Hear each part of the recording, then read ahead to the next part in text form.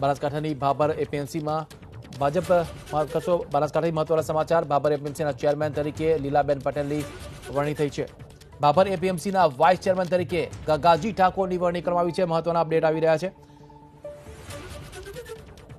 બનાસકાંઠાની ભાભર એપીએમસીમાં ભાજપ પ્રેરિત વિકાસ પેનલની જીત થઈ છે। બનાસકાંઠાની ભાભર એપીએમસીમાં ભાજપ પ્રેરિત પેનલનો વિજય થયો છે। ભાભર એપીએમસીના ચેરમેન તરીકે લીલાબેન પટેલની અને વાઇસ ચેરમેન તરીકે ગગાજી ઠાકોરની વરણી કરવામાં આવી છે।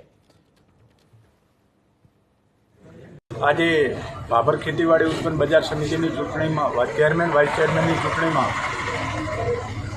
પટેલ લીલાબેન લાલજીભાઈ ચેરમેન તરીકે અને ઠાકોર ગગાજી ધરમસિંહજી વાઇસ ચેરમેન તરીકે જે અમારા બોર્ડ ડિરેક્ટરોએ જે અમને બિનહરીફ ચૂંટણી તરીકે જાહેર કર્યા ઉમેદવાર તરીકે અને બિનહરીફ કર્યા એ બદલ પાર્ટીનો અને શંકરભાઈ સાહેબનો ખૂબ ખૂબ આભાર માનું છું।